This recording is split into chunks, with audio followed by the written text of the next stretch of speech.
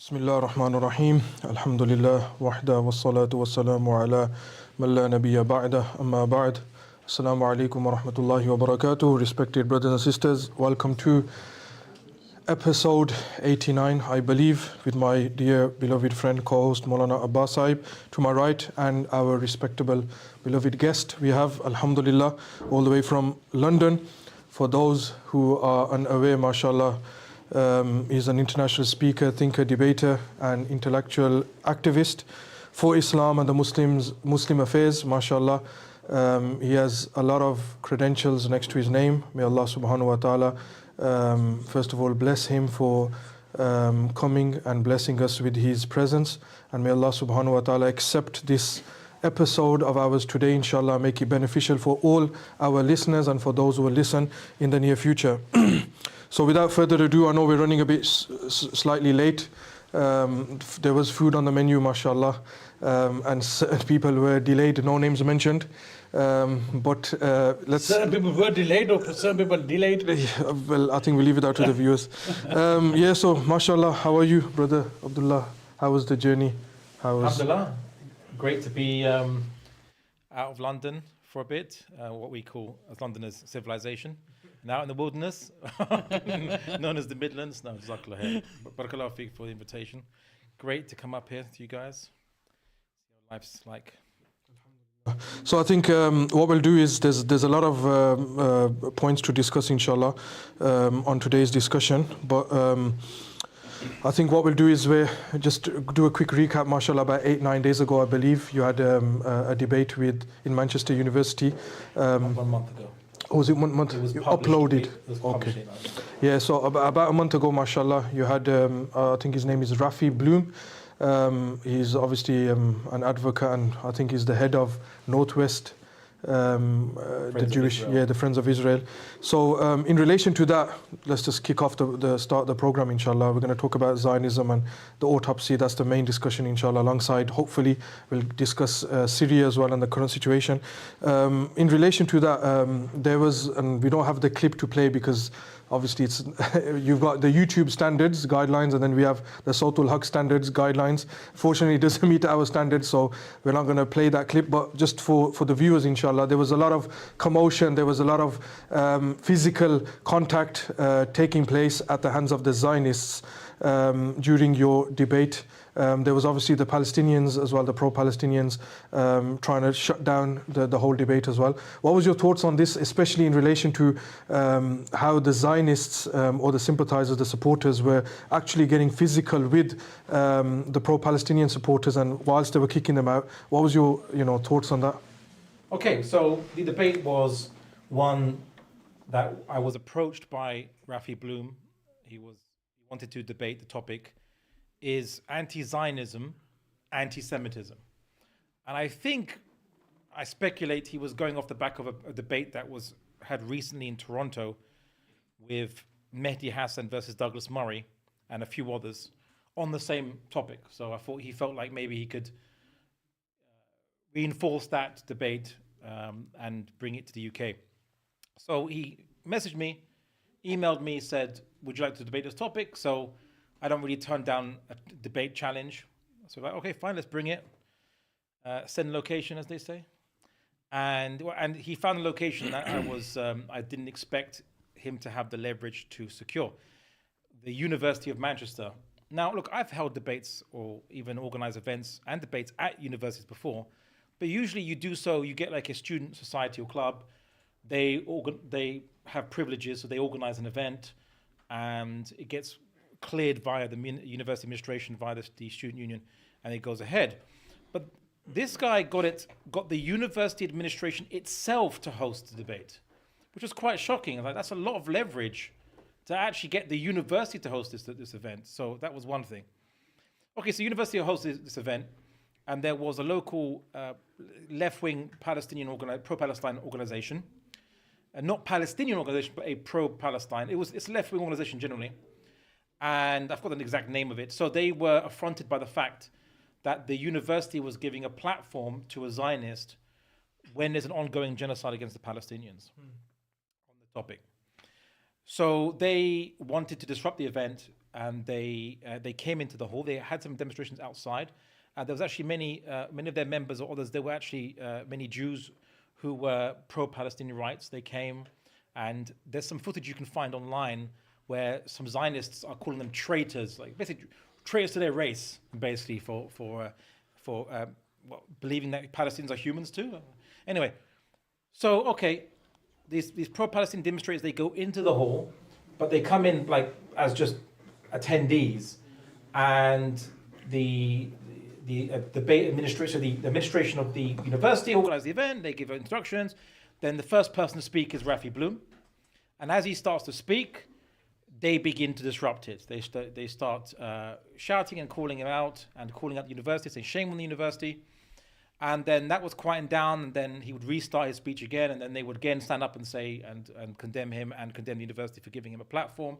Also because he said a lot of really controversial things in the past as well. He's very active in Manchester supporting the Zionist cause, and I think he was part of a attempt to lobby Manchester City Council from flying the flag of Palestine. Okay.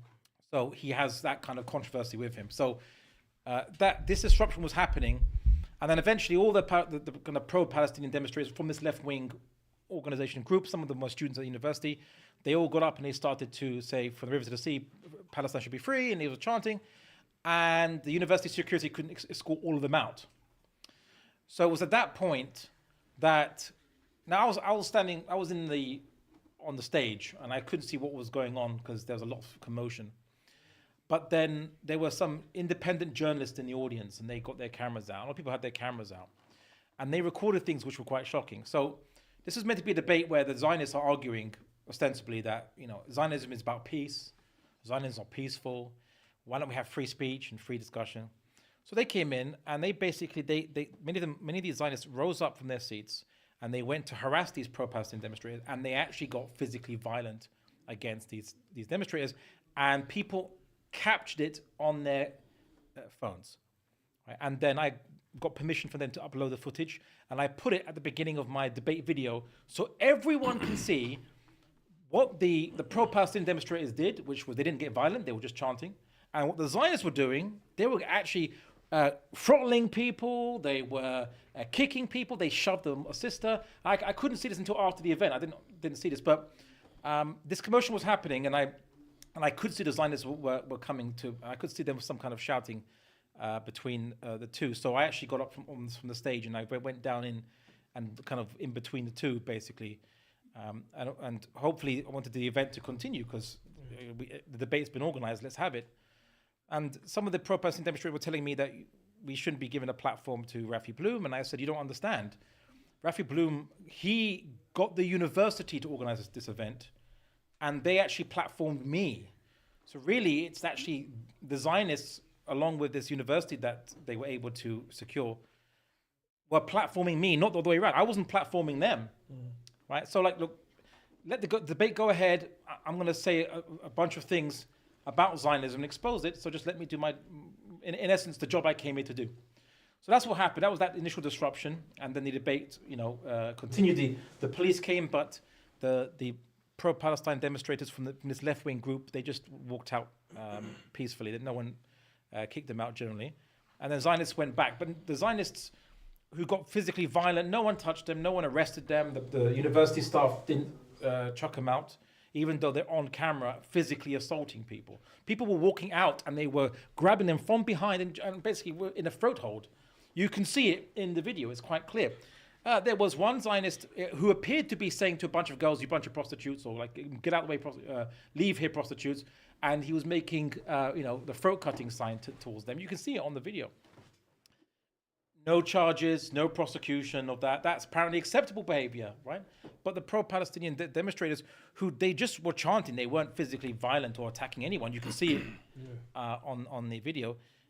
They get accused of being the violent ones, quote unquote, by many people in the comments section of the video. Some of them, the Zionists, are saying, yes, our typical pro-Palestinians, very violent. It's like, wait, the only people that are actually being physically violent were the Zionists at the event. And some of these individuals are so self-deluded that they actually say, well, we didn't see any evidence that the Zionists were doing these attacks. It's like, and I say, well, who's the people who are grabbing the pro-Palestinian demonstrators? Oh, that could have been university security. No, the university security have uniforms. These people were from the audience. Maybe these are Palestinians, pro-Palestinian guys. Like, why would they attack themselves physically, right? Their own people. Why would they be attacking their own people physically? See, that's how self-deluded many Zionists are. You can see in the comment section of the video. So anyway, I thought we would include it in the video because I wanted the viewer at home to see not just the disruption, but really, in a way, how fanatical and dangerous a lot of Zionist supporters are. Because look how they can get violent. Now, these are people in England, Zionists in England, who can get violent like that. Just imagine what they are in Palestine, how violent they can get when they are protected by the state, like settlers and so on, so settler violence, and also the soldiers themselves who are given free reign and no restraints against the Palestinians, according to Israeli politicians' own words. They say we're going to release all restraints on them. So anyway, I thought that should be included so people could see. Yes, so having that said, Brother Abdullah, do you think there's an actual point in us having these debates? Playing devil's advocate here, we see that previously, me and Sheikh, we've discussed on a previous podcast with regards to the old Jewish video, I'm sure you guys remember that, where she's constantly reminding the Jews in places like America, in Europe, to take charge in places like universities, like colleges and schools, and to always keep the narrative in favor of the Jews. Now, you said yourself, you've gone there, you've had this debate, but we always see, and from my little experience as well, doesn't matter how hard the Muslim tries, we always see a large group of people always going against the Muslim narrative. So you've gone there, you've had this debate. Would you say that it was actually a beneficial thing that you did, or there was no benefits inside what you did? So if you could just explain that to our audience as well. Okay, so there's two things. One is the organization I co-founded was called the Muslim Debate Initiative. So it was about Muslims taking up the challenge to proudly and confidently, without any shame at all in our beliefs, go out there and propagate to the world, show the strength of Islam, strength of the haqq, the truth. But the reason why I accepted this debate, not just because I was challenged to, and I don't turn down a debate challenge, but rather it's because of the seriousness of this debate topic with regards to pro-Palestinian activism on university campuses.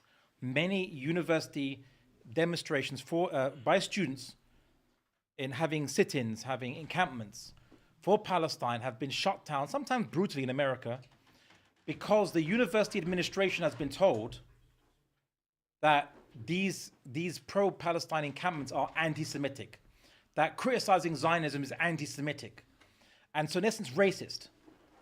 So then these universities are pressured by Zionists to treat people who are calling for the rights of Palestinians as racist, that they are racists for doing so, these pro-Palestinian demonstrators. So this was a narrative they've been trying to peddle for many decades, actually. It's been ramping up in recent years as the criticism of Israel has been increasing in recent years. So they've been ramping it up. So I felt like, especially at a university, and this is hosted by a university, I would go there and my target audience wasn't the pro-Palestinians, because of course they understand what's going on. It wasn't the ardent and fanatical Zionists in the audience, although there are some that were on the fence, and they actually even thanked me for what I said afterwards. I actually have it recorded because I had a lapel mic on, to record what I say, so that in case the sound fails or something, I have a backup. And I kept it on. I forgot to turn it off, and you can. I might publish that, where people came up to me saying, "Look, I don't agree with everything you've said, but you spoke very well, and some interesting points." So this was Zionists approaching me from the audience. It's not, they actually weren't my target audience, majority. My target audience was actually the university itself. And any university administration that watches that video. That the pro-Palestine calls, the calls for the Palestinian rights, is not anti-Semitic. And we can make a very good case to show that the Zionist argument is completely ridiculous and fallacious. It should be thrown out. Right? But we can only do that in a debate, because people don't listen to lectures. People don't, would you Google lectures by Zionists? No. So they're on side, it's not going to Google your side's perspective, our side's perspective. the university administrations don't really perhaps go into that, or they might only watch links of videos being presented to them by various groups that are pressuring them, like Zionists and so on. But everyone would be fascinated to watch a debate hosted by a university administration on this topic. So my main audience was the universities themselves, actually, across the globe, anyone that would watch it. Because people are more interested in debates than in lectures. I think, the point that you mentioned as well, I'm going to throw in a question here as well, especially for our audience. We have a lot of youngsters, mashallah, here present. We've got our students here as well. In relation to you said, the target audience was the university as well, especially for the wider public, when it's with the issue of Zionism and obviously, the so-called delicate issue on Israel and what it's doing. What would your advice be to those, and especially when this question is actually thrown at a lot of people, or it's forced down their throats to accept that anti-Zionism or being a Palestine advocate equals anti-Semitism? What would you do? Because again, like you mentioned, no one's going to sit down and watch 2 hours unless it's a person who's interested in debates, who actually wants to have the theological arguments and the framework to counter these issues. But generally, the public, what type of arguments can they have or equip themselves with when it comes to these types of issues? If you can touch on that, inshallah. Yeah, so the reason I use debates is, we were talking about this earlier, is I use debates as an educational tool, basically. So I always say that everyone can sound convincing when they're the only person on a panel, or no one's really challenging them, right? So what I like to do is I like to basically go and show the strength of the ideas of Islam, the strength of ideas of justice, in the face of an opponent from the other side. And I'm actually teaching the audience. I'm not trying to convince or change the mind of the opponent. That's ridiculous. Most people who are going to be meeting me on a stage of battle, you could say, of ideological battle, I'm not going to change their minds. But I don't view them as my target audience. I view them as my teaching assistant. They're going to help me teach the audience the weakness of their side, of their arguments, and show the strength of our perspective. So the point of debates is that people be more willing of any side to watch a debate than they would watch a lecture from the other side. So this is about reaching out to people who wouldn't normally hear the pro-Palestinian voice, the pro-Palestinian cause, and the anti-Zionist cause. So that was the point of doing the debate in the first place. There's also a second target audience I had, which was, and most people don't realize this, is there's actually a battle amongst the Jewish community themselves. Okay, many people in the Jewish community are not Zionists. I actually cited a poll during the debate by the Institute of Jewish Policy Research that showed that 1/3 of British Jews today do not identify as Zionists. And this has actually been down from what it was 10 years ago, where it was about 70-something%. Now it's about around 66%. So it was about 75%, whatever. So it was down quite significantly from 10 years. This caused a lot of consternation in the audience from many Zionists who say, no, this is not a true lie, made it up. It's like, this is the Institute for Jewish Policy Research is a renowned institute. This poll was cited in the Jewish Chronicle, which is a British Jewish newspaper and circular. So they didn't realize this is the case. And what was funny enough is you actually look at the video of the debate, you look at the audience, most of the Zionists are basically older gentlemen. Right? Also, curiously, all skinheads for some reason. I don't know what that's about. But anyway, let's not go there. So I can see the twinkle in your eyes. A little joke is forming there, but we're not going to go there. So curiously enough, you hardly saw any young Jews amongst them. Right? Maybe there's one or two I could just make out. So there's a war within an intellectual, an ideological war within many Jewish communities across the globe for what it means to be Jewish and whether they should actually support the state of Israel despite all the atrocities it's committing, whether Zionism is actually a fair ideology itself when it involves the idea of ethno-supremacy, where Jews are meant to rule a land despite the fact that they're the minority in that land. Right? No one would say, if you believe in democracy, that the minority should rule.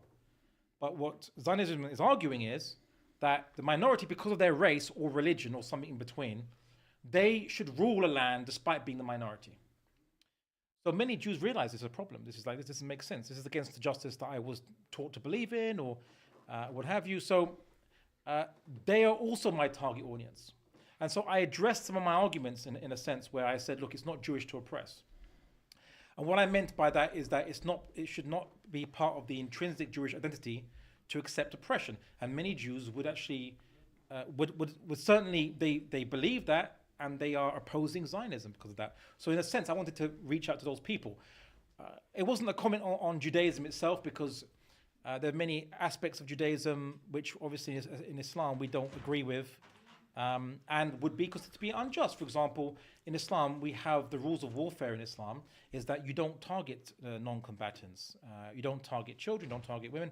But in many, and I'll just put it like this without becoming a Jewish theologian here, but in many significant schools of thought in Judaism, including traditional schools of thought, because based on verses in the Bible which allowed the destruction of Canaanite towns where there was men, women, and children all to be killed, it was argued that it's not intrinsically wrong to target non-combatants.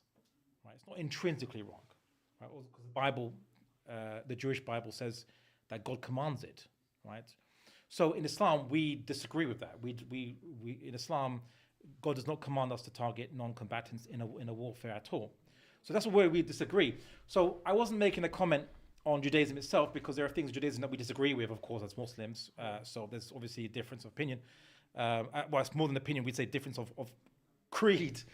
But I was talking about the identity of being Jewish, which is broader than just a religion amongst the Jewish community. Because there are many secular Jews, they're called Hiloni Jews or Hilonim. They don't. Many of them are atheists. Many of them socialists. They don't really care about what religion says. Those who set up the state of Israel were atheists and socialists. The vast majority. Ben Gurion, the first prime minister of the state of Israel, was an atheist. Theodor Herzl, the one who founded modern political Zionism, was an atheist. He actually didn't care about whether it was going to be Palestine, was going to be the homeland for Jews, or Argentina. Any land would do as long as it's viable land. So my target was, in a sense, those within the Jewish community and those on the fence in the Jewish community about whether they should support the state of Israel, despite the atrocities it's committing. And of course, as you know, many leading intellectuals in what you might call the pro-Palestine movement are Jews, right? Norman Finkelstein, Miko Peled, so on and so on. There's tons and tons. Did you happen to meet Norman Finkelstein? Or I haven't met him in person yet. But as I said, he devoted his life to arguing for Palestinian rights, and his parents, his grandparents and parents, I believe, died in the Holocaust, and so he always uses that as a motivating factor, that he doesn't want to see this kind of ethnic, as he puts it, the racist ideologies that lead to killing people. He doesn't want to see it repeat, history to repeat itself. Not in the same way, in that sense of obviously the Nazi death camps were something very specific to them, but the targeting of people based on their race, discrimination of people based on their race, and the killing of people in part due to their different race or religion. Well, Abdullah, obviously, prior to the podcast, we sat down, we had an informal dialogue. And you mentioned something very profound here. You said there was a lot of pro-Zionists in that crowd who are of old age. Obviously, we don't want to go down the reason why they had these bald heads as well. But now, I just want to get to the reason why the narratives changed. Now, like again, we discussed post 9/11. This is something we've discussed on many podcasts before. Post 9/11, the racism we as Muslims had to face here, the certain stereotypes that were thrown at the Muslims. We've seen that the narratives changed within the Muslims against people who are opposing the Muslim ideology. Would you say that this third of people now, or was it, sorry, you said there's only a third that remains who actually class themselves? Was that correct? So 1/3 of British Jews do not identify as being Zionists. Yes, in comparison to 70% previously. Is that what you... 10 years ago. 10 years 70 ago. plus. Okay. So it's maybe 76% or something like that. So it's been down roughly 10%. More than 10%. So would you say this is things like having open debates at universities? Would you say this is down to social media? What's the reason for this decline we see in the people amongst the Jewish community?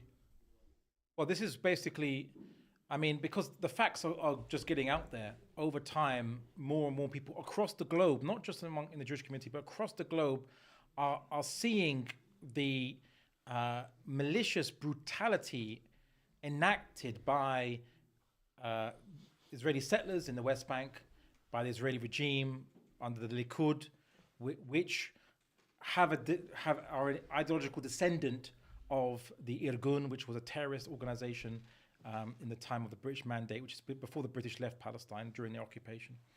So they were internationally known as a terrorist organization. So these were, you might call the right wing, as some people call them, the right wing parties and movements in the state of Israel. So this is, people are seeing just how much of a rogue state the state of Israel is acting. Even recently, we'll probably come to that a bit later, but the fact that they can just bomb anywhere they want in the Middle East. It doesn't matter if they've been attacked first or not. They don't care. They will just bomb whoever they want, kill whoever they want, use indiscriminate means as much as they want. And they face no repercussions globally because America will protect them no matter what. Other states like apartheid South Africa never had that privilege. Right? Eventually there were sanctions against them because of their apartheid policies, whereas Israel's apartheid policies against the West Bank Palestinians, where these are basically in essence stateless people who are been kept in that way for over 70 years. As I said in my debate, the longest military occupation in modern history. The longest. Right? The longest military rule in modern history. Israel, I said, is an exceptional state because they asked in the debate, the Zionists said, why is Israel treating it as the exception? Well, I said, if it was, it's because it acts very exceptionally, right? It is the exception, right? It's the exception to any sanctions applied on it, which would apply to any other state for doing less than what Israel's done, like apartheid South Africa, for example. So these are the kind of things I kind of said in the debate. The debate, now I was brought on, and I think what my Zionist opponent assumed that I would be brought on and I would just speak about Islam. It would be Islam versus Judaism. And he wanted just to show, I think he wanted to show that, Muslims are just ideologically compelled to hate Jews or to want to destroy a Jewish state or what have you. I think that's what he wanted to show. That's why he came up, he approached me because obviously I'm not known for being secular, of course. However, I wasn't going to give him that. And because firstly, as Muslims, we don't have a specific hatred to Jews because they're Jews, right? I mean, sure, as Muslims, we dislike disbelief. We're told to dislike disbelief. We're told to obviously oppose disbelief with the truth and pronouncing the truth and inviting them to the truth. But to say that we have a specific hatred of Jews is just ridiculous. Right? Specifically, we hate Jews. Everybody else, we just hate Jews. It's ridiculous. Okay. Just to add to that, just for our listeners, yeah. Obviously we turn references back to the Quran and the Hadith of the Prophet sallallahu alaihi wasallam. Obviously, there's incidences we see within our Islamic history where the Prophet sallallahu alaihi wasallam he actually showed a sense of grief towards people living without the state of Iman, be it Jewish, Christian, even to the extent of there's a famous story where he goes to see this Jewish child and his father standing there and he asks him to embrace Islam. And he says, Ati' Abul Qasim. He says that be obedient to what the Prophet ﷺ is saying to you. And we've actually touched on this as well, again for our audience as well. The Ahlul Kitab, there was a small rectification, inshallah, which we will include into the next podcast. But when we're in places of which don't come under Darul Harb, Ahlul Kitab, again, the Quran has allowed اليوم أحل لكم الطيبات وطعام الذين أوتوا الكتاب حل لكم وطعامكم حل لهم والمحصنات من المؤمنات والمحصنات من الذين أوتوا الكتاب من قبلكم. So here again we see that the Quran has actually even allowed people under the conditions to go and marry into Ahlul Kitab, although it's not advisable. But again, it just goes to show that if Islam was out there and adamant on finishing of the Jews, then there would have been this level of permissibility there. Again, you mentioned with regards to the debate you had and how vicious the audience was there, and then it just goes to give you a projection of what's happening in the Middle East.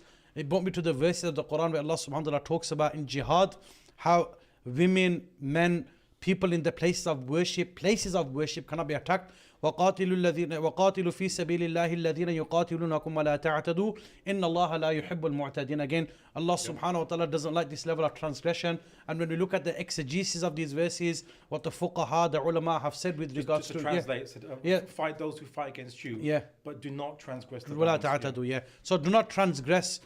Again, we see, subhanAllah, that the transgression that's taken place via the videos and stuff, and I'm sure Brother Abdullah is going to answer why so much people have actually, we've seen that decline now from 70% to a third now.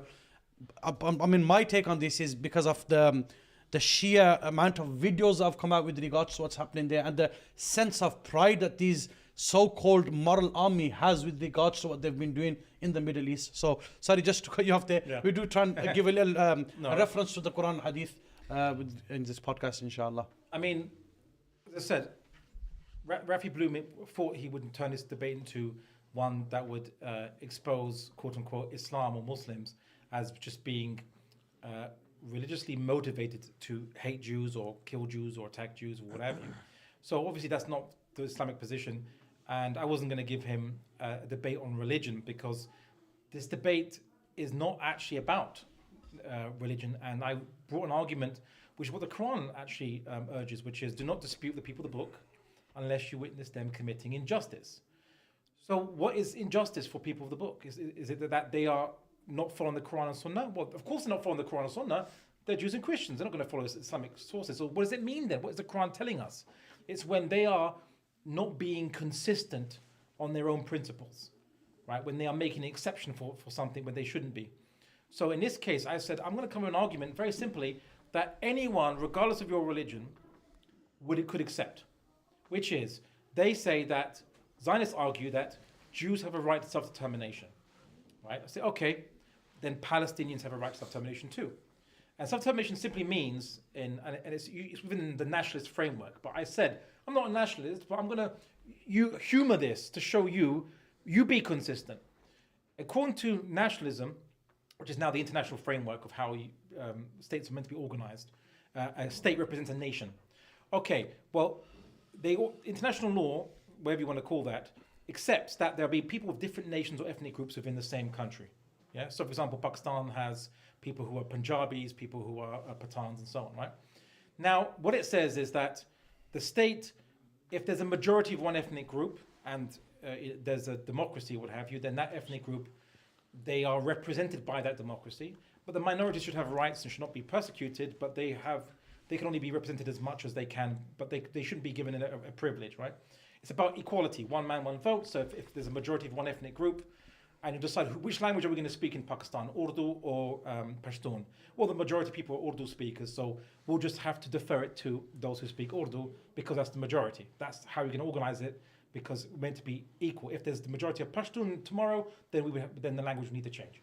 Okay, you get your idea. Like, I got a few Pashtuns sitting here, mashallah. Start all smiling. Start breeding. Right, there we go. Right.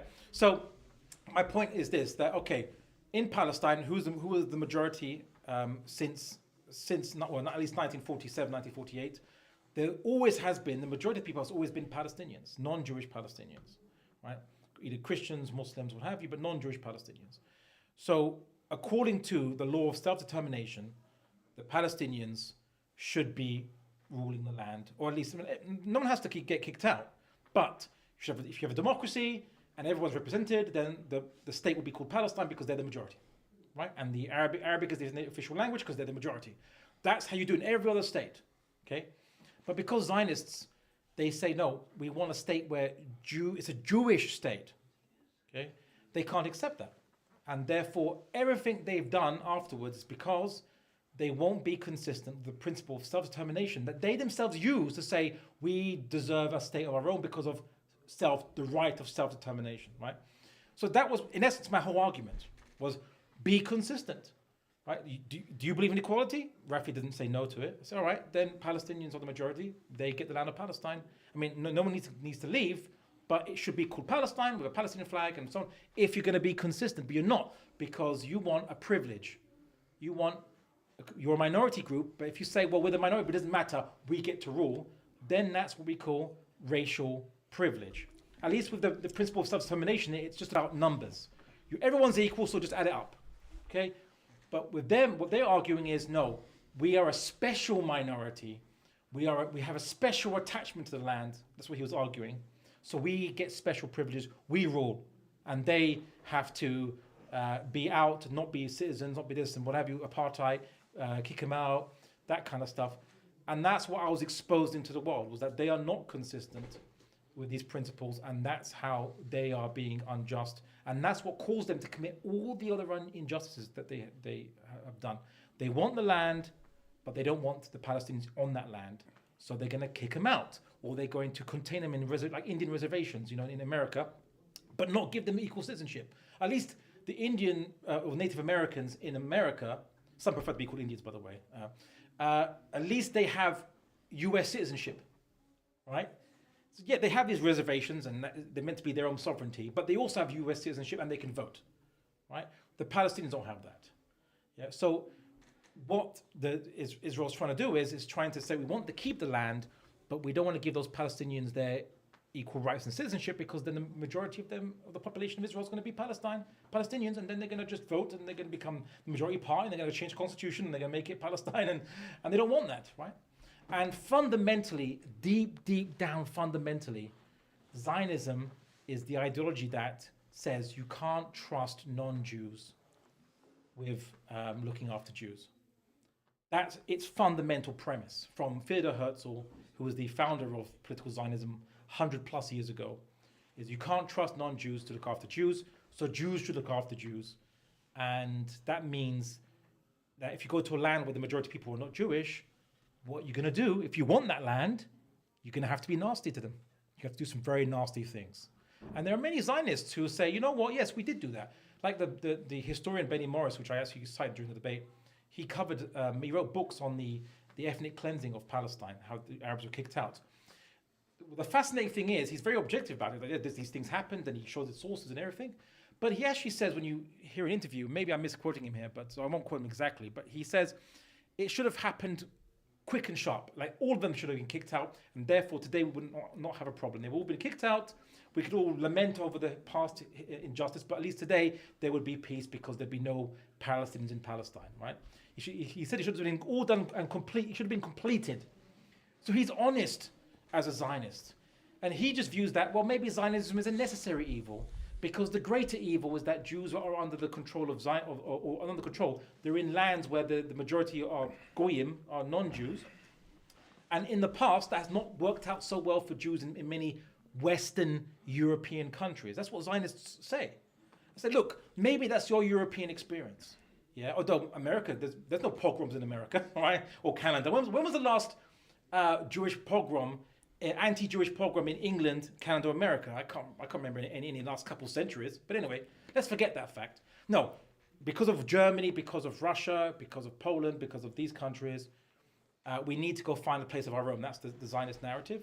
And it doesn't matter who we have to push out of the way to achieve that.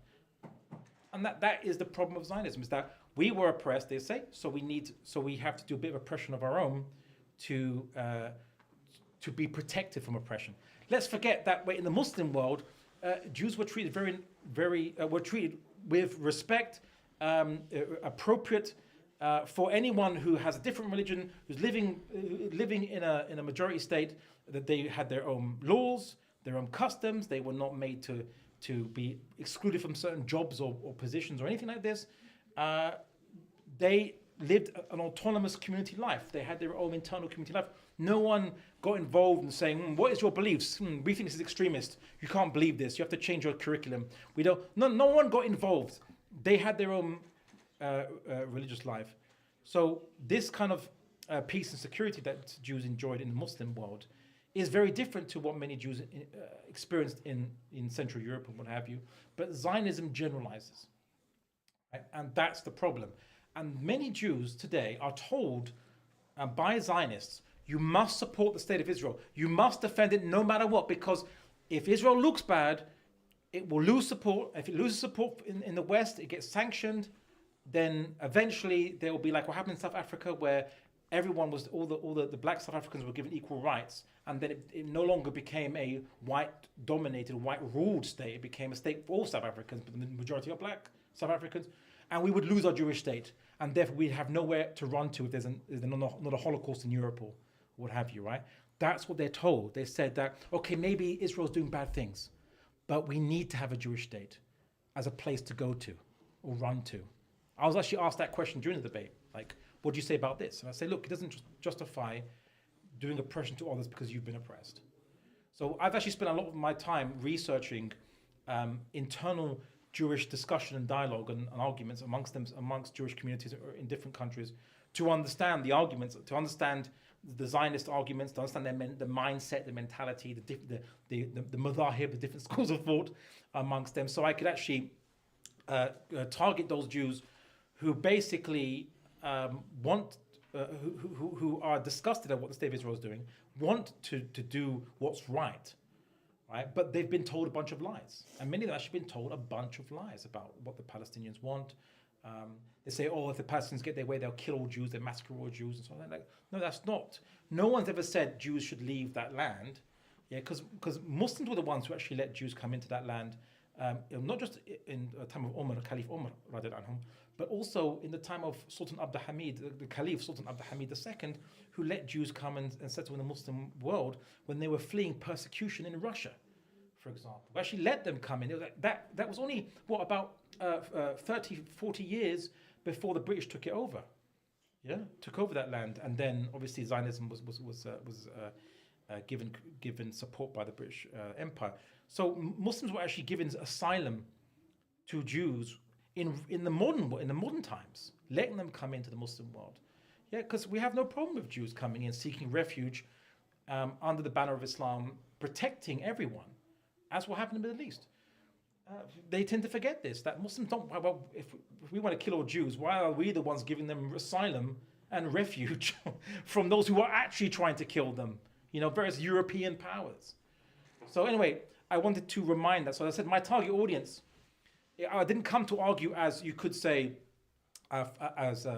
from the Islamic perspective per se, although I referenced it. I did mention that Islam does give peace. Islam historically has given peace. Islam isn't based on ethno-nationalism, right? So everyone, as all Muslims, all believers are equal, but those who are not believers in Islam are given autonomy. We don't interfere with their communities.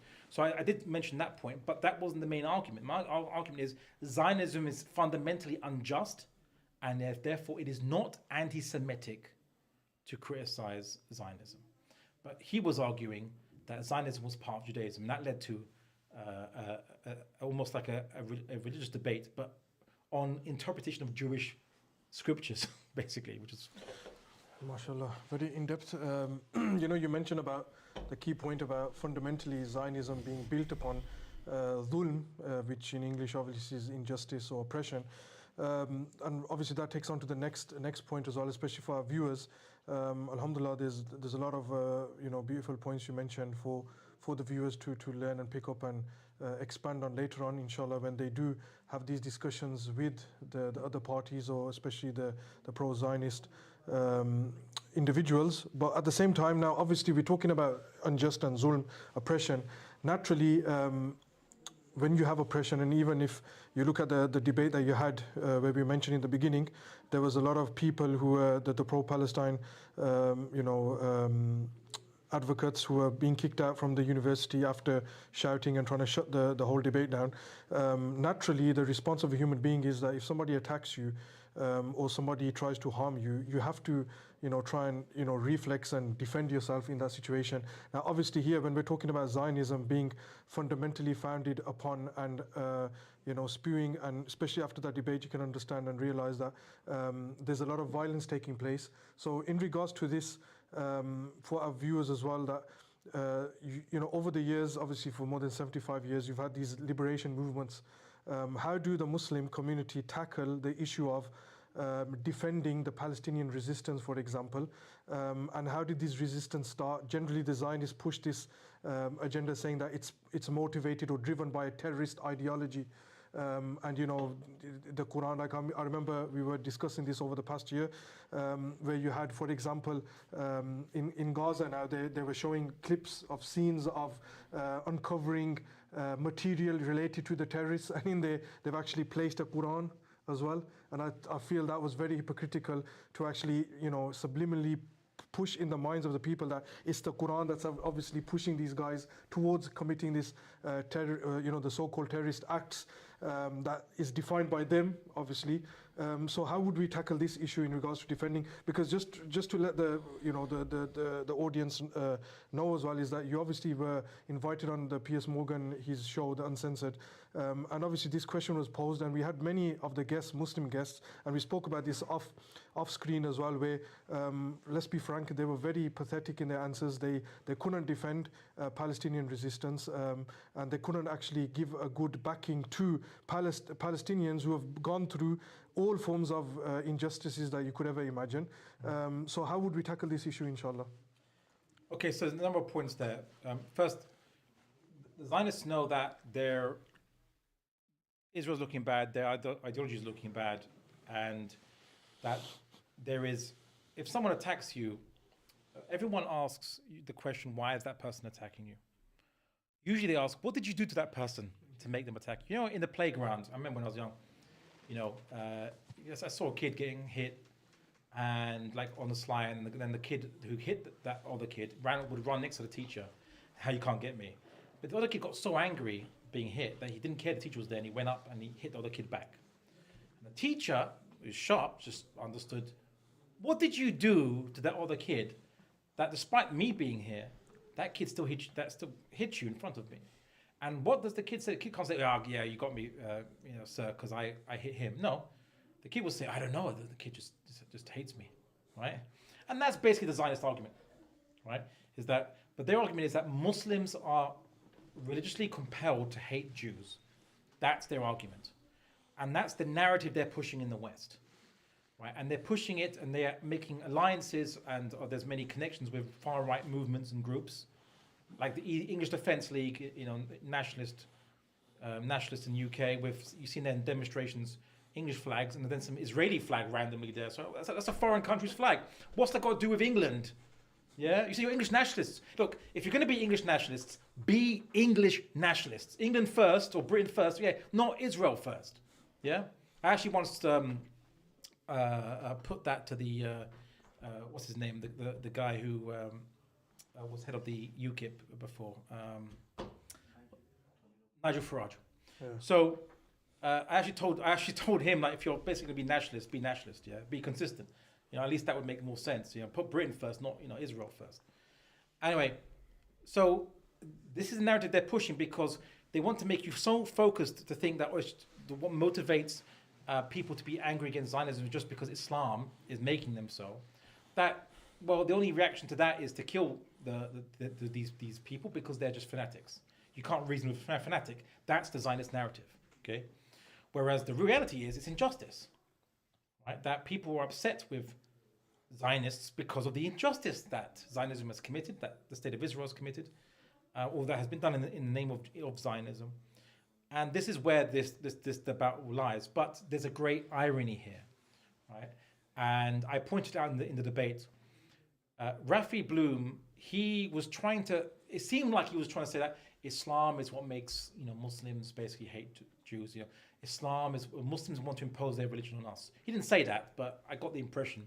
I felt like he was trying to insinuate this. And yet, throughout the debate, it was him that was doing this.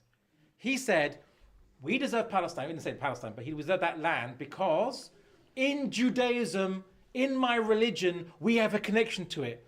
Or in our religion, it says that Jews are encouraged to rule that land. He even said, he quoted some Jewish scholar that said that any town in the historic land of Israel, quote unquote, whatever you want to call it, which is ruled over by Arabs, is considered to be destroyed. Like a destroyed town. Wait a second.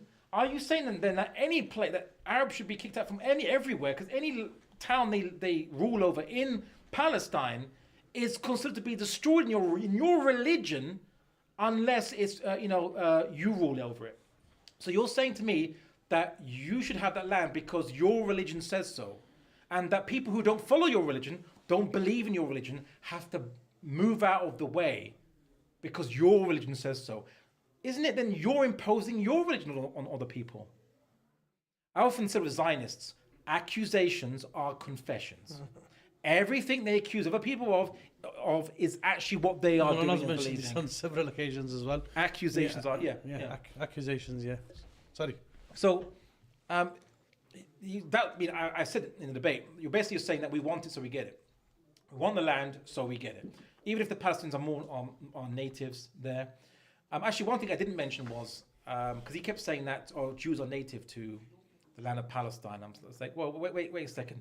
Firstly, you can't generalize all Jews because Jewish Europeans are not the same as Middle Eastern Jews. You can't say, many Jews have argued that we're not all one nation because we all follow the same religion, even if we have some kind of related ancestry, what have you. But over intermarriage, over 2,000 years, Jewish Europeans living in Europe, 2,000 years. That's longer than their ancestors ever lived in Palestine, right?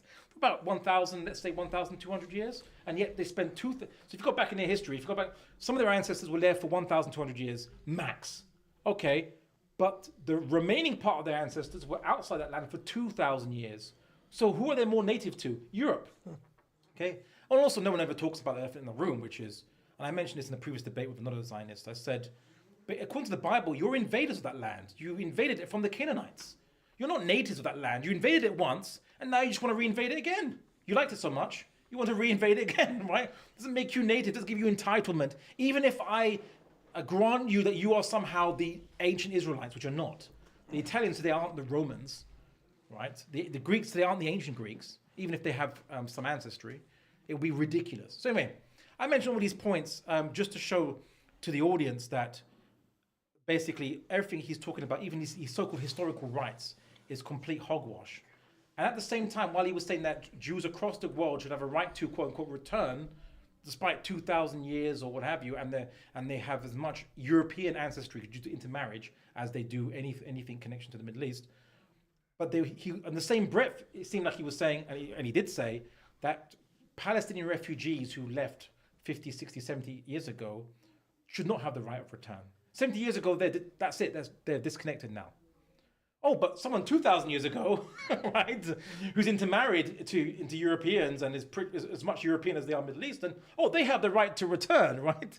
So these are kind of things I pointed out just to show the audience, to show everyone at home, to show the university administration, to show those on the fence, those who are confused by the different narratives, how ridiculous the Zionist argument is. And I think lastly, I put it on something I didn't get to say in that debate, which was where he was saying that we shouldn't be under, as Jews, we shouldn't be under any other people, like under the wing of Islam or what have you. We shouldn't be under this. We should be our own people, what have you. And I said, what's very fascinating was there was a time where the Jews were living in the land of Palestine, and they weren't ruling it as an independent state, but they considered the ruler of them to be righteous, and it's in the Bible. Who's that? The Cyrus, quote unquote, the Great, right? Cyrus, who let them, the emperor of the Achaemenid Persian Empire, he returned the Jews from Babylon back to Palestine, but he didn't give them independence. They were a wilaya, a district of the Persian Empire, but they considered him to be righteous, and it was a righteous rule, and they were living. And they celebrated that rule. Some even say he was like a pre-Messiah, Messiah. Some Jewish scholars discuss. Okay, so you don't need then to have this full independence of a Jewish-defined state, even though there was no such thing as a Jewish nation state in that land. It was just a kingdom or multiple tribes, or what have you. And by the way, a kingdom is basically a state where the one who rules the land isn't on behalf of a nation, but is on behalf of their dynasty, their kingship. It's their land, the land of the king, and everyone is a subject of the king. That's different from modern nation state, where the state represents the rule of all the people of a certain nation. That's nation state. Just in case you didn't know, because people get confused these terms. Abdullah, just for the sake of the audience, because you mentioned, mashallah, some amazing points. As a point of reference, is there anything you could share with with regards to all the historical information you've given, when it comes to possible your debate tactics. I know we discussed this whilst eating and here as well. You did mention obviously a website of yours as well, where you can possibly find this information as a point of reference, inshallah. If you could just share with that audience, inshallah. Well, there's an upcoming course I'm doing, which will be with the Sapiens Institute, inshallah. And it will be on advocating for Palestine. So go to Sapiens, but also go to my website, abdullahAlandalusi.com. abdullahAlandalusi.com. And I will announce it there. It should be a free course, inshallah. And I'm also writing a book where I'm basically just compiling and putting these points in there. But a lot of this history is available for Google search on the web. You can find this. This is not hidden information, right? A lot of this stuff. I'm merely just presenting things which are out there, are not disputed, but are just not as well known as they should be. Sorry, just touching on that point, I kind of find it like, why is it so hard for people? Like you mentioned, there's people on the fence. You've got your academics here, you've got your lecturers at university, you've got your students in university, you've got these think tanks out there, these academics out there. I mean, something like the formula you've presented to us right now, it's a straight and simple formula that these people, they actually left that land 2,000 years ago. They went there and they're more European than they are from the Middle East.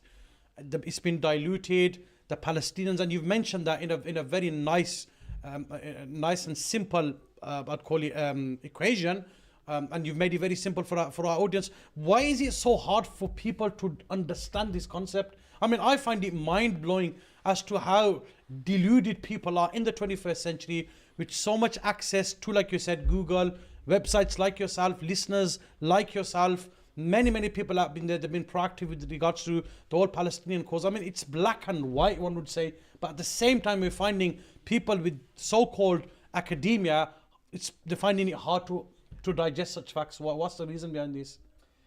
Well, as a friend of mine once said, sometimes the hardest thing to explain to people is the bleedingly bloody obvious, right? And that's because there's been so much twisting of facts in history that people don't know what to believe. So in that debate, I was constantly fact-checking my opponent when he was twisting things. He said, for example, Israel wants peace more than land. We gave Sinai back to Egypt. That shows that we want peace more than land. And I was like, well, no. When you took it over after the Six-Day War in 1967, Egypt asked for it back twice in return for normalization and peace under the rulership of Golda Meir when she was Prime Minister of Israel. She said no, twice, to two offers by Egypt, peaceful offers. Said, okay, we'll give you peace, normalization, just give it back to us. No. Egypt had to reinvade their own land in 1973, to the point their army was actually stuck on Sinai and Israel couldn't kick it out, couldn't remove it. And with American pressure, Israel gave it back to Egypt. It took a war for Israel to give it back. So my opponent, Rafi, he said Israel gave back the Sinai without giving you any details. That is what we call intent to deceive, I would say. I mean, unless he's truly ignorant, right? Unless he was been deceived himself and didn't study the history.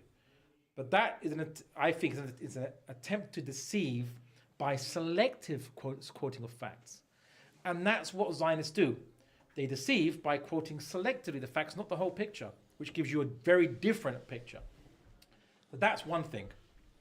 I think another thing is that most people don't research it. And I think what Zionists like to thrive is they like to argue that the thing is complicated when it should be simple. The first battle was to get people to see it simple, not complicated.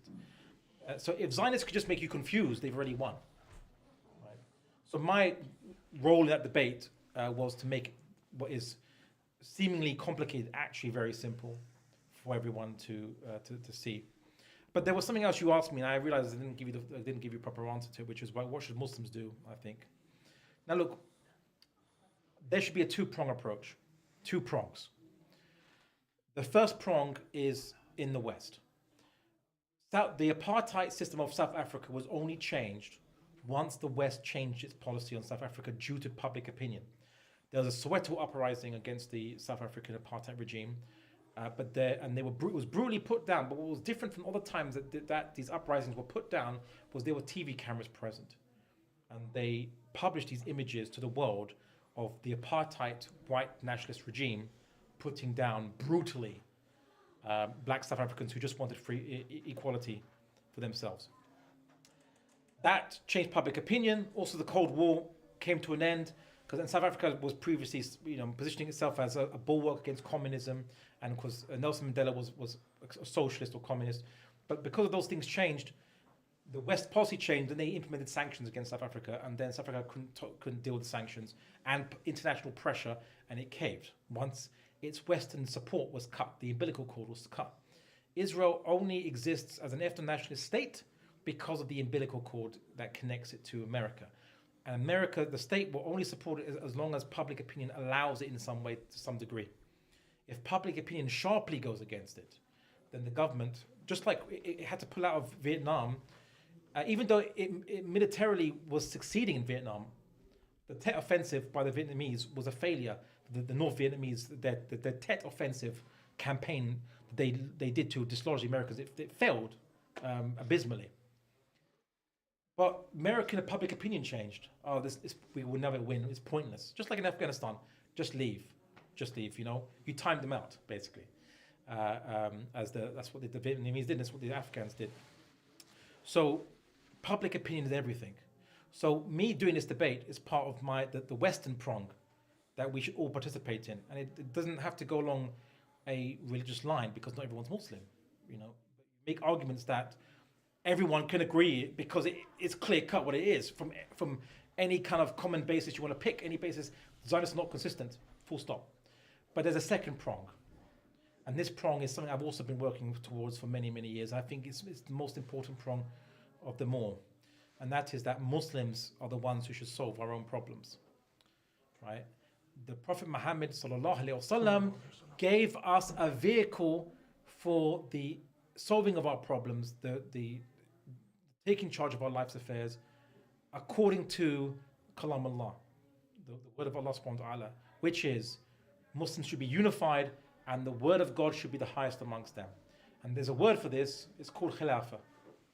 Right? Khilafah is simply the successorship to the Prophet Muhammad sallallahu alaihi wasallam as the Imam of the Muslims, basically, right? Yeah, so the Muslims should have one Imam and be united under one Jama'ah. Now, Jama'ah is not the meaning that you have today where people think Jama'ah means different Aqidas, different madhahib. No. Jama'ah in its physical sense. Muslims, what is it? Congregating into one state. That's what the Jama'ah always meant. Okay? There's a hadith, many hadith that talks about Allah's hand is with the Jama'ah. Or to seek refuge with the Jama'ah and their Imam, for example. There's hadith about the future, protecting yourself by seeking refuge with the Jama'ah and their Imam. Only one, not singular word for ruler. Yeah, not the different Imams. No, only one Imam. So as Muslims, we unite our resources, we make Allah's word the highest amongst us, and we do what I call the Salahuddin or Sultan Baybar's peace process, right? Which was the only way to deal with the last time that area of land was invaded by the West, from the West, right? Which was Crusaders. They were there for 200 years. Everyone forgets that. Well, for 100 years occupying Jerusalem until Salahuddin came, but they still remained 200 years. But history shows, no matter how long they're there for, it will never stop us being able to remove them and return to things as they were before. So that's the real solution. And Muslims should stop having faith in United Nations resolutions, which there's constant resolutions being passed against the State of Israel's occupation of the Golan Heights, West Bank, Gaza. It doesn't budge Israel at all. In fact, America even goes against the UN by even recognizing Israel's control of the Golan Heights and so on and so forth. So stop having trust in the UN and all these other places, because the UN has no effect if America is not supporting it. I tell you, here's a United Nations for us. Unite the nations of Islam, right? Unite us into one ummah with the vehicle, the legacy that the Prophet Muhammad ﷺ left behind. The Sahabas went to war for this, for the Khilafah. Right? Abu Bakr, the people that maybe they hadn't fully, there were some people who had apostated completely, but there are others who just said, look, I'll still believe in Zakah, I just won't give it to you. I won't give it to Abu Bakr radiallahu anhum. And he said, if they even withhold one string from me, one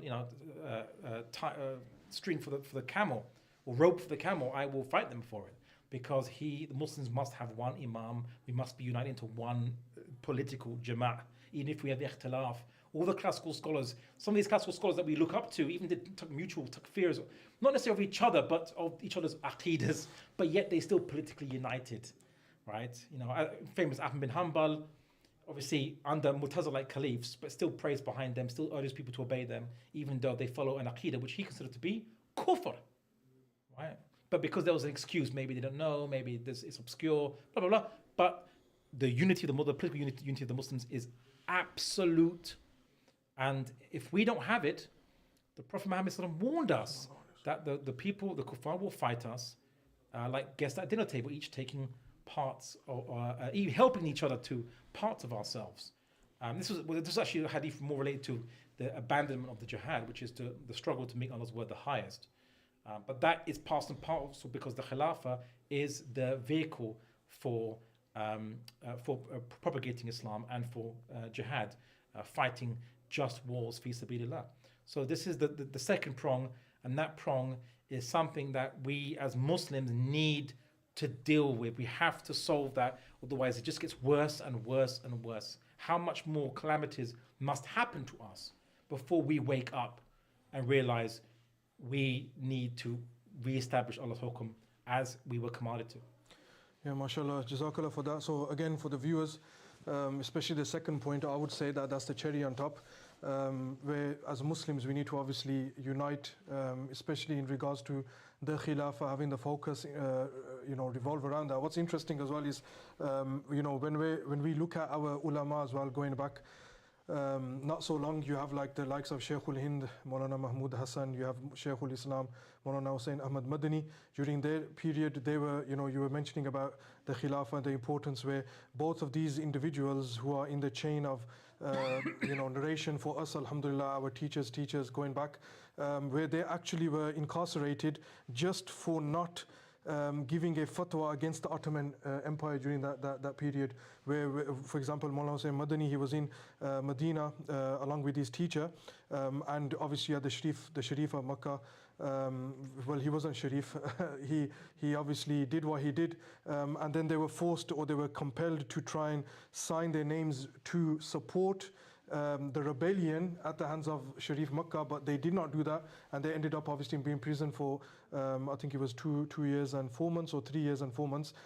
So again, they had the importance of no, we can't cut off from the Khilafah point, when we shouldn't allow this disintegration of the Khilafah, despite many hurdles being there. So I think that's very important as well for our viewers. The other point, the thing I want to put forward inshallah as well, is that what's the, we off screen we mentioned, and I like the key point that you spoke about, is we hear this a lot as well, and over the years, even individually or when we meet people, there's always this complacency, or there's, what can you do? Like, for example, people come, they won't say directly to me, but through the speech of others, they'll say, what can you do? You're just talking, you've made Sawtul Haq, and there's no point. Is it going to bring change? What's going to happen? But you, off screen, you mentioned a very good point that you, which I can relate to as well on a personal level, where you said, through the dialogue, debates, discussions that you've created this yaqeen inside the people. This yaqeen meaning this certainty, within their hearts and minds, because at this current moment in time, as we said on off screen as well, what's your thoughts on where the ummah is heading at this moment in time? Well, question number one is, are we on the uprise or are we on the downfall? And number two is the key point, especially in relation to our topic, is what's your thoughts on how the Muslim ummah as a whole has reacted towards, for example, Gaza, the genocide taking place in Gaza? What's your personal opinion in regards to this?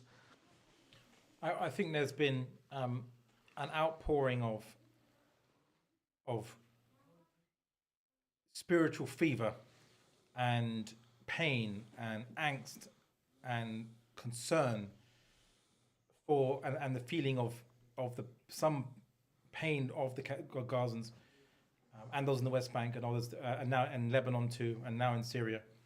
There's been a feeling amongst that spread amongst Muslim world. Obviously, there's a hadith saying that Muslims are one body. That if part of us feels pain, the rest of us responds with sleeplessness and fever. That has shown that the Islamic sentiment is still in our hearts, and it's reminded us that there is something wrong with this world that we're living in. It was never meant to be this way for Muslims. Muslims were never meant to be desperately crying for peace, but rather, as the Quran says, but when we should be on the uppermost, we should be with the advantage. We should be safe from the enemies that kill us and bomb us, rather than we weak in front of them and we actually at their mercy. So Gaza has shown this, and also the stoicness, the patience, the steadfastness of the our Gazan brothers and sisters has really awakened amongst Muslims, and many even non-Muslims convert to Islam when they see how they rely on Allah subhanahu wa ta'ala, despite all those things happen to them, how much they rely on Allah too. It reminds us that this life is actually not about the comforts that we take for granted, because look at how they are, it's been removed, they've been deprived of that, and yet look how close to Allah they get, right? That we actually, these are just extra things that we take for granted, but Allah can remove them, because our purpose in life isn't just to enjoy a Jannah on this earth. The purpose in life is to always choose Allah subhanahu wa ta'ala over everything, to make Him the absolute, the one that we go to, our highest concern and our highest love. I say that, by the way, not just highest love, but also our highest concern, because I was actually reflecting the other day, just as a side point, that why is it that we talk a lot about, that fearing Allah. Why not we just talk about, Christians talk about loving God. Right? We believe we should love God as the only love, or the highest love rather, the truest love. But why I mention the fear aspect, and I kind of realize is that all evil that has ever been done by human beings has come from fear of loss, fear of missing out, fear of not having what other people have that are like you, or fear of being viewed as less than someone else because they have something you don't, and hence that's where envy comes from. Envy is the desire for equality, by the way. You want what they, why can't I get what they have? It's always a fear. So then the only way to truly transcend evil and to avert evil is to make the only thing you really fear Allah subhanahu wa ta'ala. Anyway, it's a side point. It's a little reflection I had on the side. Sorry, Brother Abdullah. Obviously, admin does, because obviously time is really limited as well. Do you mind the level of questions that come your way? Do they have to be filtered, or could they be slightly unfiltered questions as well? I mean, I don't want to throw you with some uncomfortable. Preferably with no swear words or expletives. No, so there's been obviously the comments are not only coming on the live, but they're coming from elsewhere as well. Mm-hmm. One is your stance on Sayyidina Muawiyah radiyallahu anhu. If you could just clarify your stance regarding Muawiyah radiyallahu anhu. It's a bit of a random question to ask. Oh no, it's a question that's come my way. And they said obviously on the live. Is it just because my topi is black, people think, is he Shia or something? No. I get that sometimes. Yeah. It got so bad that I had to put on my about page that I follow Ahl Sunnah wal Jama'ah. So people say, "Are you Shia, bro?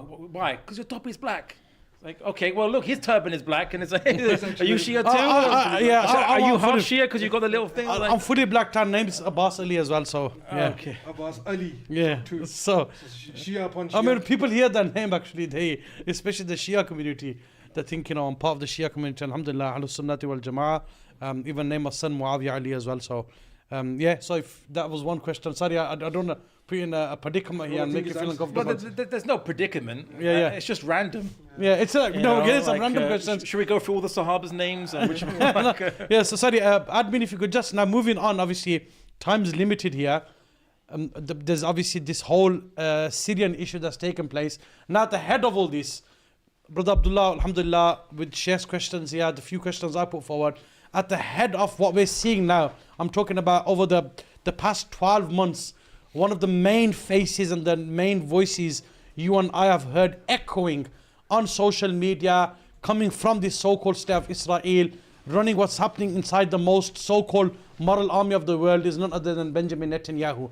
Now, I just want to play a little video for our audience here with regards to what he had to say about the rebels taking over Syria. And then inshallah, Malana, if you're comfortable with that, yeah? Yeah, I've got that. I'll give it. Yeah. Oh, he's saying 5 minutes. Okay, so basically... Officer, what are you doing? Are you sleeping? Yeah. Okay, just to wake up the audience, inshallah, I think we'll throw a few verses, our admin, or shall we just let him carry on with the video? So anyway, so we've had, for our listeners out there again, we see the Shia hypocrisy again. We see how this individual, he's gone there, the videos have emerged, the kids that have been massacred, the genocide that's taken place, and now this guy is commending the likes of the Syrian rebels for removing this tyrant known as Bashar al-Assad. Now, again, the irony here as well. Brother Abdullah, if you just want to touch on that, then inshallah, we can go on to play the video when the admin's ready, inshallah. I don't know if you've seen that, Benjamin Netanyahu. Yeah, so if you just want to share your thoughts on that video, inshallah. Moving on to the Syrian issue, inshallah. The thing is, it's a little bit more complicated, but Benjamin Netanyahu views this as his successful anti-Iran campaign.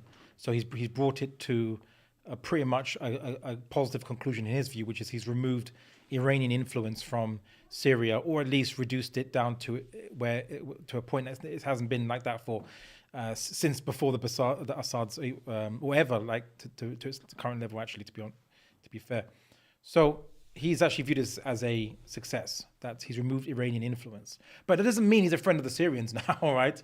Far from it, actually.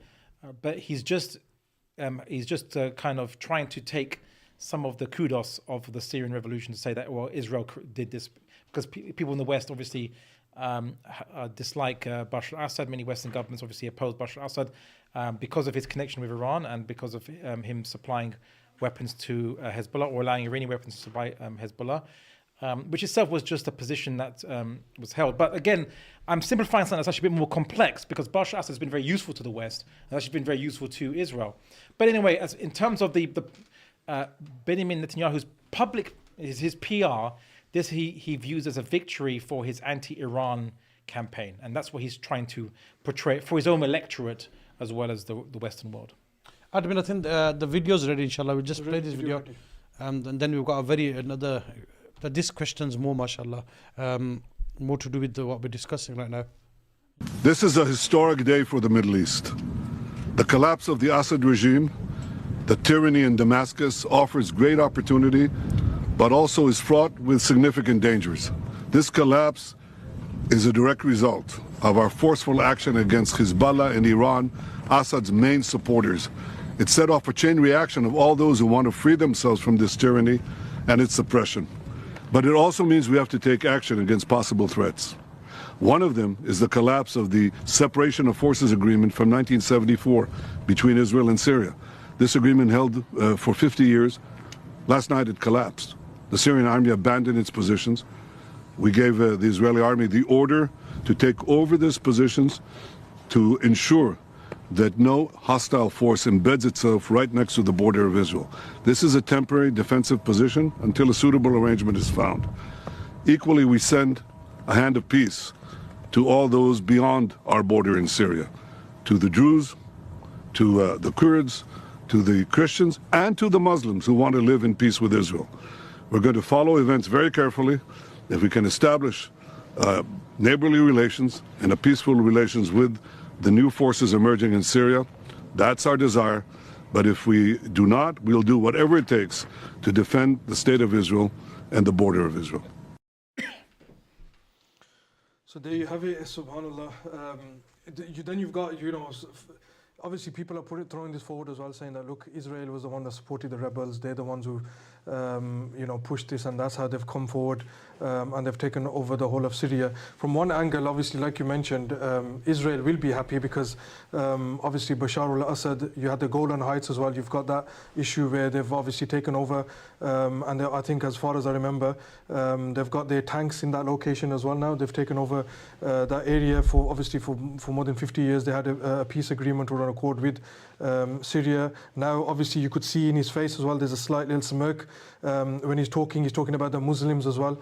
In reality, where we've just discussed as well, hopefully you can touch on this as well. What's your thoughts on this, inshallah? Okay, so It's a little bit complicated because there's a few pieces on the chessboard and there's different players. So if you want to talk about what the state of Israel's policy has been towards Syria, so the border with Syria has been stabilized since the 1974 disengagement agreement, whereby after the war that was at that time, Syria tried to reclaim the Golan Heights with military force. Egypt tried to reclaim Sinai with military force. Egypt was a little more successful. Syria was not successful at reclaiming the Golan Heights that was occupied during the 1967 war, just to give you a little bit of history there. Okay, so what happened? Well, the disengagement agreement was there'd be a UN border force, so there'd be a demilitarized zone, a no man's zone, and there would be Syria would have up to Mount Hermon a little bit, and then just a little strip of the Golan Heights, all that they could retain, and there would be a buffer zone, and then there would be, obviously, Israel would have the remains of the Golan Heights. It wasn't agreed to give it to them, it was just, here's a ceasefire agreement, it stays like this until negotiations can resolve what have you. So there's been a number of attempted negotiations between Bashar al-Assad and Israel, and they've actually been ongoing for quite a bit, on and off, with the offer on the table that Syria would normalize and would recognize Israel and normalize relations with Israel in return for part, but not all of the Golan Heights. There was that back and forth discussion. There's some recent books that were published on that. So Bashar al-Assad was actually trying to negotiate to see how much of Golan Heights he can get back in return for recognizing Israel and normalizing relations with Israel, like what Jordan has done, like what Egypt has done, and now what UAE and others have done. So that's what was on the table. So Bashar al-Assad was not going to seek the destruction of Israel or fight against Israel or have it. The border, it's not really a border, but the ceasefire line in the Golan Heights between Israel and Syria has been one of the most stable borders, quote unquote, of Israel, second only to Egypt and Jordan.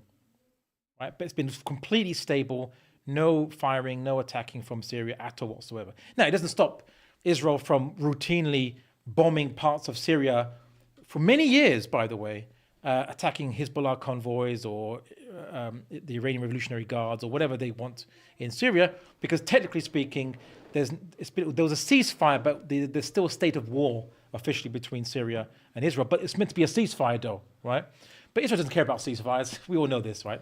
Just look at the recent ceasefire with Israel and Lebanon, or well, Hezbollah. They're still bombing Hezbollah in Lebanon, but Hezbollah just can't fire back. So like that's what Israel means by ceasefire, which is you stop firing at Israel, but Israel can still fire at you. That's what Israel means by ceasefire.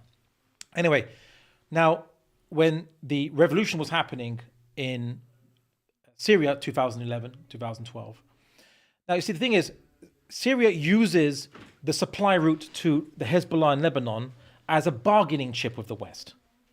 Right? Hafiz al-Assad did as well beforehand, right? But it doesn't mean they're anti-West necessarily. Like, for example, when the Iraq war was happening, Syria actually provided help to America to secure their borders from Iraqi insurgents against anti-American Iraqi insurgents. In some cases, there was even an outsourcing of torture by the Americans to Syria. So Americans would send people to torture to Syria to get tortured on behalf of the Americans if the Americans can't be seen to be using more extreme methods. Yeah. So I don't call it the axis of resistance. I call it the axis of assistance. Right? They've been a very useful, right?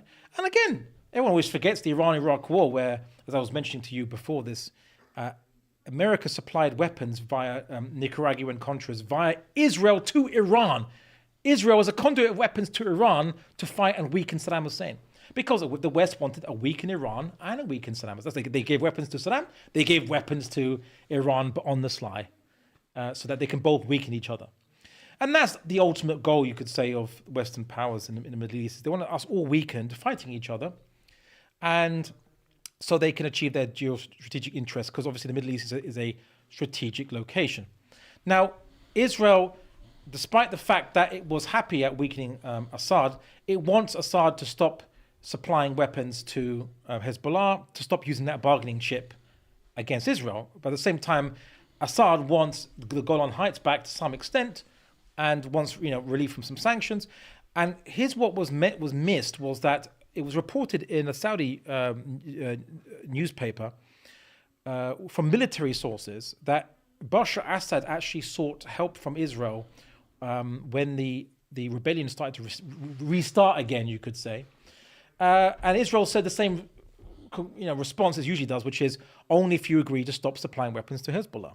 But of course, Iran is a lifeline for his regime. So he's stuck in this middle, but he's been trying to play people off everyone. And at the same time, Israel wants Syria to stop being a conduit of weapons to Hezbollah. So in this way, the rebels, in a sense, can help that, because now the rebels hate Hezbollah, because Hezbollah was used by the Syrian regime, who said to Hezbollah, if you don't help prop me up, the next government are going to be a bunch of anti-Shia Takfiris that are going to kill you and destroy your shrines. And they will stop supplying weapons to you. And apparently some Hezbollah sources reported that they were compelled to do so because Iran, their main backer, told them to do so because that was their main supply route, and it was an Iranian ally. So this is all the complex games that are being played by all these different powers. That's why it's not as simple as you might think. But Israel doesn't want now to make friends with the Syrian rebels, at least not in the way where we'd understand it. It wants Syria to be weak. It wants no more supplies to go to Hezbollah. It wants it to be weak. It wants it to be diminished. And it doesn't want to give back the Golan Heights.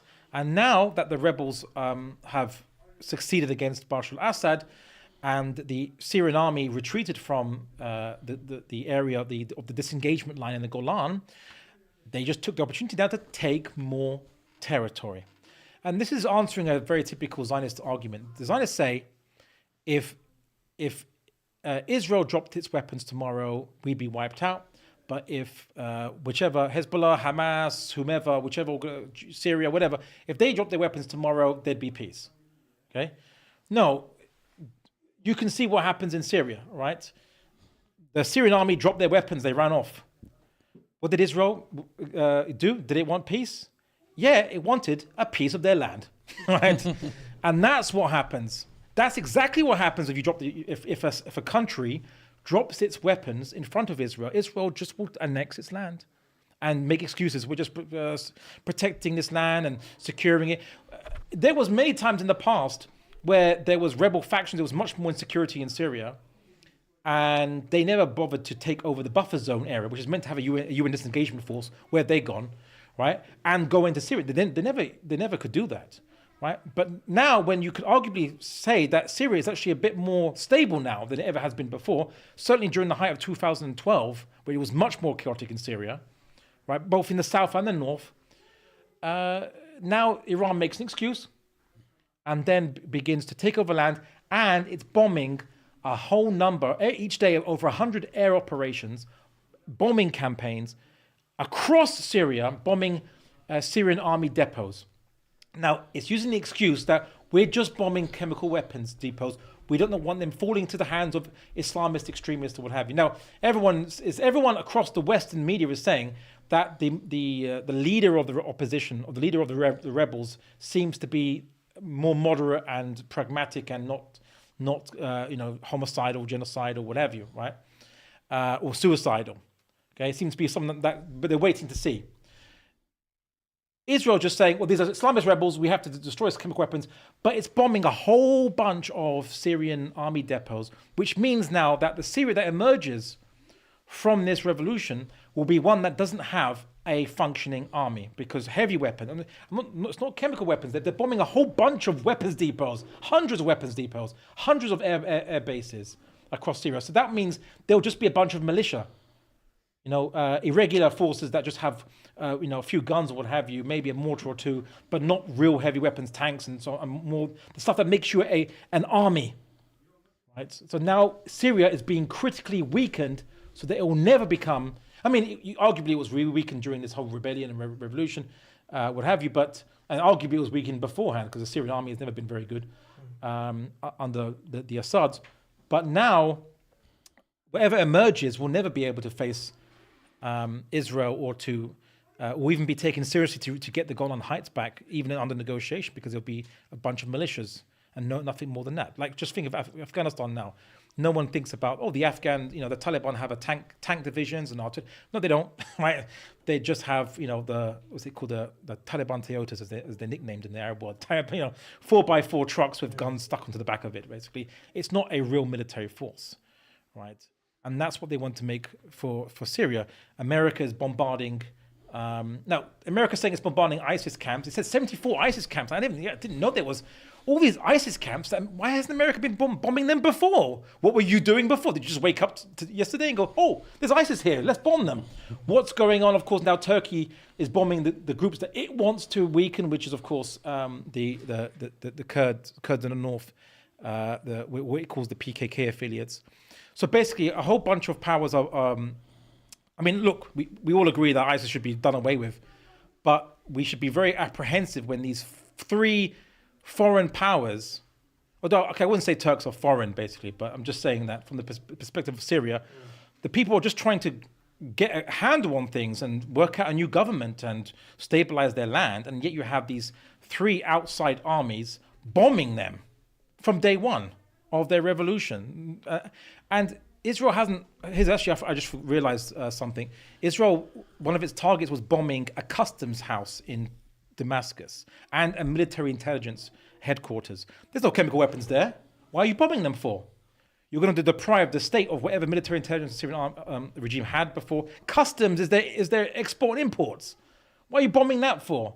And I've heard a rumor, have to double check it, but there was a report that Syrian naval ships were being bombed in their port city in Latakia. What's naval ships got to do with chemical weapons? Okay, Israel wants a weak Syria and it's bombing it. I think the Syrians, if I was the Syrians, I would be forced to ask Turkey, I know Turkey wants more influence there, to send its army to the Golan Heights and set up Turkish military in all Syrian army bases, so that Israel would have to risk war with Turkey, which you wouldn't want to do in order to bomb these army bases, because you're trying to preserve the Syria needs to have a strong army to preserve its own integrity and to defend its sovereignty. And Israel obviously doesn't want that. Israel sees an advantage now, weakening the Middle East. And in a way, there should be a wake-up call for all Muslims, because Israel was actually revealed to be the main driver behind America's decision to invade Iraq in the first place under Saddam Hussein, replacing with a weakened state. We're going to have a whole Middle East just filled with weak militias, even more incapable of defending ourselves against outside powers. As Muslims, we have to unite now and say no to this and reclaim our independence, because Israel is showing to us it can bomb anywhere it wants, anywhere. That means we're not free. We can be bombed at will. We're not free. We have to free ourselves. There was one question here, then inshallah Maulana can conclude. This was regarding, obviously you've mentioned the Turks now. From what I've gathered and in the comment section as well, Erdogan has claimed that he'll be showing some support towards HTS inside Syria. I don't know if you've heard about this, but then people are seeing the inconsistencies here when it comes to, with regards to the Palestinian plight, him obviously stepping away, sidetracking from that, and here he's trying to show his support for HTS after many years of bombing Syria as well. So what's your take with this whole situation with Turkey and Erdogan? I found in amongst Muslims all these years, there's a general tendency to, like Marmite, Marmite, right? Marmite, the joke, Marmite is a yeast spread you put on toast, for those of you who don't know of its international viewers. And the joke in England is either you absolutely love Marmite or you absolutely detest it, okay? And our views as Muslims towards the leaders of the different firaq, or factions of the Muslim world today, because without Khilafah, without a Jama'ah, all we're left with, according to the hadith of Hudaytha bin Yaman, is firq, factions. Right? They're all just factions. They're not the Jama'at. The Jama'at is now split. Right? So what do we do with all these faction leaders? The faction leaders are not the Imams of the Muslims. Their national interest isn't the Quran and Sunnah or Allah's pleasure. So either a leader of a firq does something good, and then people absolutely love him and follow him and won't tolerate any criticism of him, or he does something bad, and they all do something bad because they're all not following Quran and Sunnah and what have you, and they absolutely detest and hate them, and you must oppose them any way, which way. Whereas the Quranic policy is cooperate in the good, obviously do not cooperate in sin and transgression. So if Erdogan is doing something good, then it's good because it is good, even if he does it for bad intentions. Doesn't mean now that we support Erdogan, he's our leader, we give him our bay'ah, we give him our pledge of allegiance. No. We know what's motivating Erdogan and others, his national interest of his country, and whatever Turkish national interest is, he'll put first, not the Quran or Sunnah. We know this. We're not idiots to this. But if we can use Turkish troops, for example, to defend Syria against Israel, why not? I'd prefer a Turkish troops on Syrian soil than American troops or Russian troops on Syrian soil. Is that the preference? Is that the alternative? Because the Syrian people can't defend themselves at the minute. Now they're being bombed. They have no air defenses or anything. In fact, one air defense in Latakia, or was it Tartus, I believe, was being bombed by Israel as well. That was another thing they bombed. What's an air defense got to do with chemical weapons, right? So we need to defend ourselves. And instead of relying on outside powers which only want to manipulate us and what have you, at least people who ostensibly are fellow Muslims, even Jahil Muslims, is better than someone who does not respect the Shahada. I prefer a Jahil Muslim who does dhulm but recites the Shahada on his mouth and does some good than someone who detests the Shahada, basically. It's as simple as that. It doesn't now mean that we all fall in line behind Erdogan. We be apprehensive. We try to stop him from bombing our Kurdish Muslim brothers and sisters. And we try to oppose him in those things, stop that from happening. We try to insist that he establishes Islam in Turkey or allows the dawah in Turkey to establish Islam in Turkey, that he should allow that, he should encourage that, what have you. We try to encourage those things because what we want to see is we want Islam to be reestablished. Our main goal is we want Islam to be reestablished in the Muslim world. And any way we can get towards that, which is halal, right, we support it. So cooperate in the good, do not cooperate in sin and transgression. Yeah, Jazakallah for that, Brother Andalus. I think we'll wrap here because we did say 11 o'clock, I think with 4 minutes. Asians generally are bad with timing. Alhamdulillah, we started off quite late, but we can at least finish on time, inshallah. Again, Jazakallah for coming and attending. I'm pretty certain that the viewers, alhamdulillah, benefited from the points that you shared with them.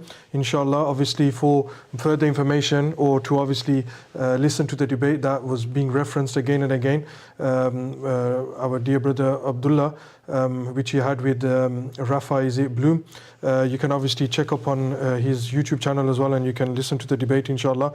Again, the discussion was about autopsy of Zionism. Alhamdulillah, I think we went above and beyond the autopsy. I think it was a well-deserved post-mortem of Zionism. We pray that Allah subhanahu wa ta'ala makes it beneficial for all the listeners, inshallah. May Allah subhanahu wa ta'ala continue to bless you in your works and activities, inshallah. And I want to say one thing, actually, because I think it's very important, which is I want to say alhamdulillah for the achievement of the Syrians, deposing their tyrant, subjecting Muslims to the control by a minority that the French left behind to stop the Muslims of Syria realizing the Islamic goals. We might not see an Islamic Syria tomorrow or after tomorrow, what have you. There might be lots of challenges, but at least now we're closer to that goal, because the Muslims in Syria are liberated from control by obviously a sectarian minority that was bolstered by France, who created Syria, and who established a brutal secular regime, which it said explicitly was designed to prevent an Islamic Syria from rising. So, alhamdulillah, we should be thankful for the achievement of the Syrians in removing Bashar al-Assad, and inshallah, may this be a stepping stone to better and greater things, and inshallah the re-establishment of Allah's hukm fil ard.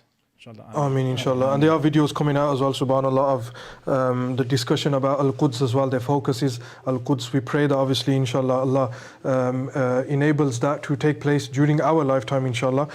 We were fortunate enough to see the liberation of Afghanistan. We saw the liberation now of Syria, alhamdulillah, inshallah, as we were discussing as well about the unity and the Khilafah. Hopefully we get to see those days where, the golden days of Islam return, inshallah, and we get to enjoy justice in in the dunya, inshallah.